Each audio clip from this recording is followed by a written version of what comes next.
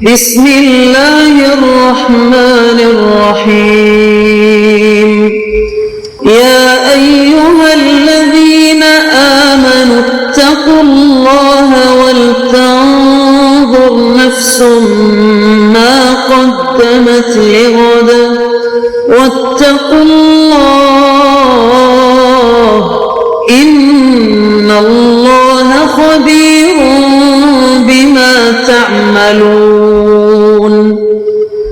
اے ایمان والو، اللہ سے ڈرتے رہو اور ہر شخص کو دیکھنا چاہیے کہ اس نے کل یعنی آخرت کے لیے کیا سامان بھیجا ہے، اور ہم پھر کہتے ہیں کہ اللہ سے ڈرتے رہو، بے شک اللہ تمہارے سب اعمال سے خبردار ہے۔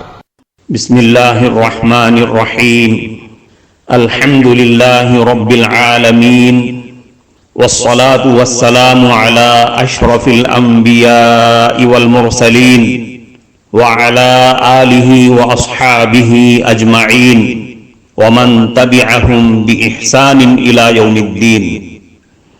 قابل صد احترام حضرات شائقین و شائقات سچا پیغام، السلام علیکم ورحمۃ اللہ وبرکاتہ۔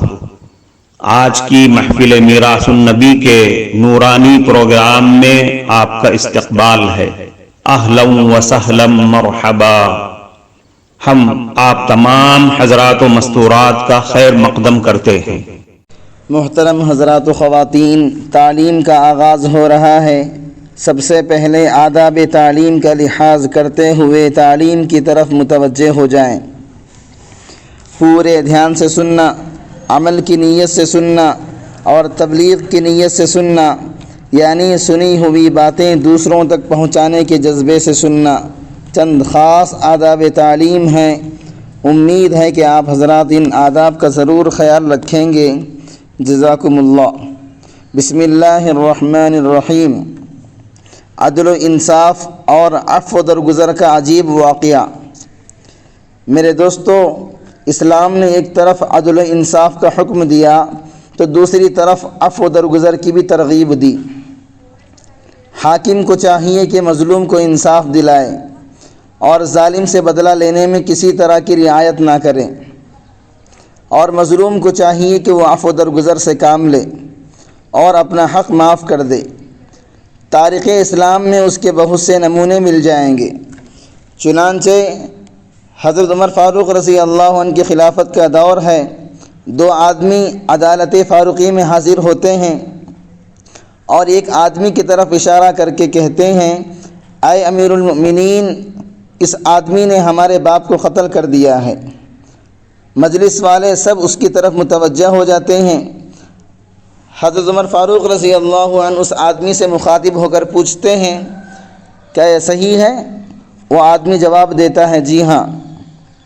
اے امیر المؤمنین، مجھ سے قتل ہو گیا ہے۔ حضرت عمر فاروق رضی اللہ عنہ نے پوچھا، کس طرح قتل ہوا؟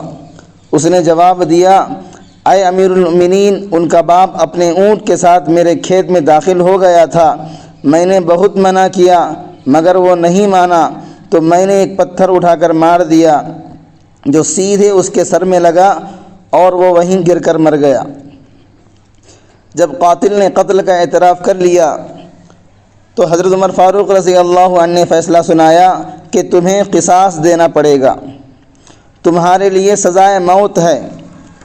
چنانچہ فیصلہ صادر ہو گیا، ایسا اٹل فیصلہ کہ جس پر کسی بحث اور مباحثے کی ضرورت نہیں تھی۔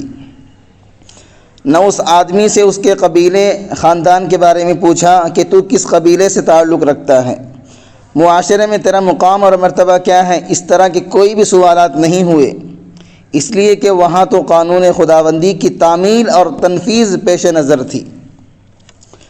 وہاں تو معاملہ اللہ کے دین کا تھا، اس لیے کوئی بات حضرت عمر فاروق رضی اللہ عنہ پر اثر انداز نہیں ہو سکتی تھی، اور نہ ہی کوئی حضرت عمر فاروق رضی اللہ عنہ کو اس فیصلے سے روک سکتا تھا۔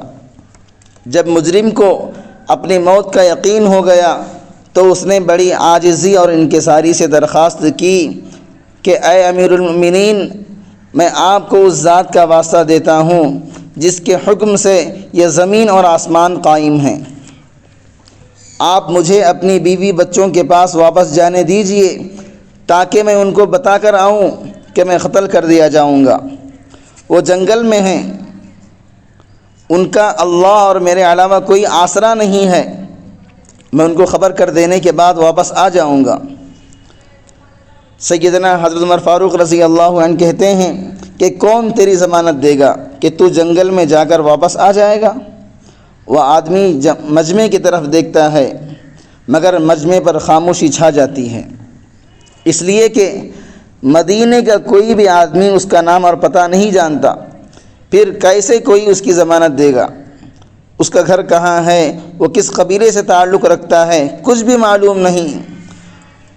اس کی حالت زار پر اور اس کی مسکنت اور بیچارگی پر سب کو ترس آ رہا ہے، مگر معاملہ شریعت کے نفاذ کا ہے، اس لیے نہ کوئی سفارش کر سکتا ہے اور نہ حضرت عمر فاروق رضی اللہ عنہ کے فیصلے پر اعتراض کی گنجائش ہے۔ سب کو اس سے ہمدردی ہے مگر کوئی اس کی ضمانت دینے کے لیے تیار نہیں، اس لیے کہ درہم اور دینار یا زمین کے کسی ٹکڑے یا کسی اونٹ کے سودے کی ضمانت کا معاملہ نہیں، بلکہ ایک گردن کی ضمانت کا معاملہ ہے جسے بطور قصاص قتل ہونا ہے۔ اس لیے اگر وہ واپس نہ آیا تو ضمانت دینے والے کی گردن اڑا دی جائے گی۔ مجلس میں موجود تمام صحابہ پر خاموشی چھائی ہوئی ہے۔ اس صورتحال سے خود حضرت عمر فاروق رضی اللہ عنہ بھی متاثر ہیں۔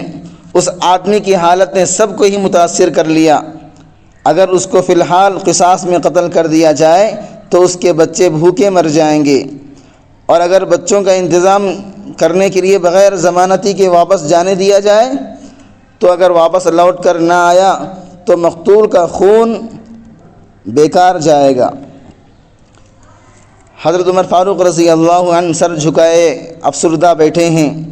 آخر کار سر اٹھا کر مدعی نوجوانوں کی طرف التجا بھری نظروں سے دیکھتے ہیں اور نوجوانوں سے درخواست کرتے ہیں کہ تم اس آدمی کو معاف کر دو۔ وہ کہتے ہیں کیا ہم اس آدمی کو چھوڑ دیں جس نے ہمارے باپ کو قتل کر دیا؟ ایسا ہرگز نہیں ہو سکتا۔ حضرت عمر فاروق رضی اللہ عنہ ایک بار پھر بلند آواز سے مجمع کی طرف دیکھ کر فرماتے ہیں، اے لوگو، کیا تم میں سے کوئی بھی اس کی ضمانت دیتا ہے؟ حضرت ابو ذر غفاری رضی اللہ عنہ جو اپنے زہد و تقوی، صدق و صفا میں مشہور ہیں، کھڑے ہوتے ہیں اور کہتے ہیں، اے امیر المؤمنین، میں اس آدمی کی ضمانت دیتا ہوں۔ حضرت عمر فاروق رضی اللہ عنہ کہتے ہیں، اے ابو ذر، اس نے قتل کیا ہے، اس کا جرم سنگین ہے، اس کا جرم بہت بڑا جرم ہے، اور پھر کیا تم اسے جانتے بھی ہو؟ حضرت ابو ذر رضی اللہ عنہ کہتے ہیں، نہیں جانتا۔ حضرت عمر فاروق رضی اللہ عنہ نے پوچھا، پھر کس طرح ضمانت دے رہے ہو؟ حضرت ابو ذر رضی اللہ عنہ نے کہا، میں نے اس کے چہرے پر مومنوں والی صفات دیکھی ہیں، مجھے ایسا لگتا ہے کہ یہ جھوٹ نہیں بول رہا ہے، انشاءاللہ یہ آدمی ضرور لوٹ کر آئے گا۔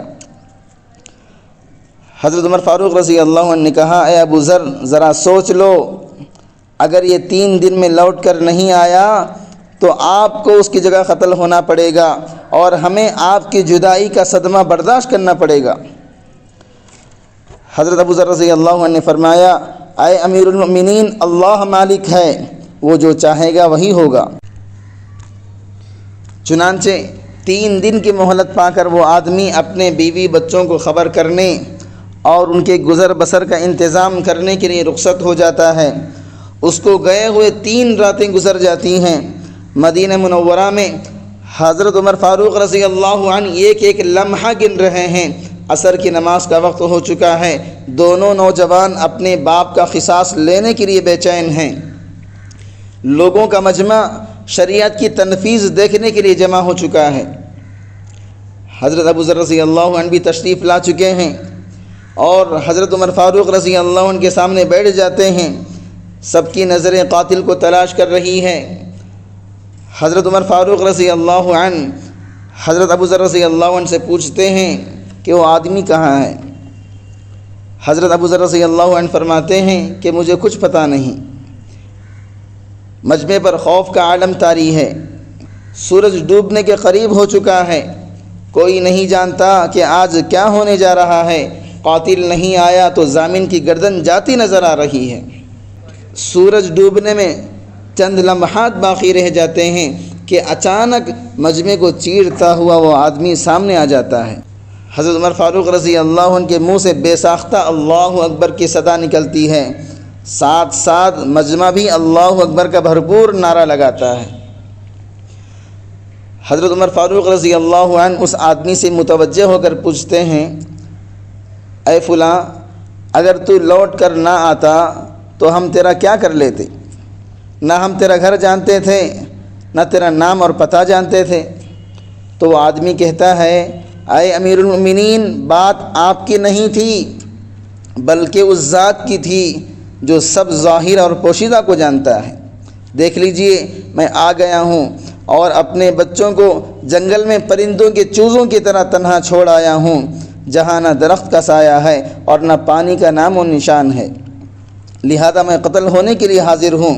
اے امیر المؤمنین، مجھے یہ ڈر تھا کہ کہیں کوئی یہ نہ کہہ دے کہ اب لوگوں سے وعدے کا پاس و لحاظ اٹھ گیا ہے۔ حضرت عمر فاروق رضی اللہ عنہ نے ابو ذر رضی اللہ عنہ کی طرف رخ کر کے پوچھا، اے ابو ذر، تم نے کس بنا پر اس کی ضمانت دے دی تھی؟ حضرت ابو ذر رضی اللہ عنہ نے کہا، اے عمر، مجھے اس بات کا ڈر تھا کہ کہیں کوئی یہ نہ کہہ دے کہ اب لوگوں سے خیر خواہی اور ہمدردی اٹھا لی گئی ہے۔ حضرت عمر فاروق رضی اللہ عنہ تھوڑا توقف کیا، تھوڑی دیر رکے، پھر اس نوجوان سے پوچھا، تم لوگ کیا کہتے ہو؟ ان نوجوانوں نے روتے ہوئے جواب دیا، اے امیر المؤمنین، ہم اس کی صداقت کی وجہ سے اس کو معاف کر دیتے ہیں، ہمیں اس بات کا ڈر ہے کہ کہیں کوئی یہ نہ کہہ دے کہ اب لوگوں میں سے عفو اور درگزر اٹھا لیا گیا ہے۔ حضرت عمر فاروق رضی اللہ عنہ اللہ اکبر پکار اٹھے اور آنسو ان کی داڑھی کو تر کرتے ہوئے نیچے گرنے لگے۔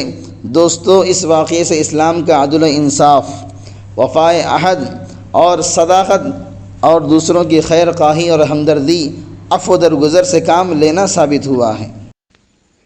کفارہ مجلس کی دعا پڑھ لیجئے۔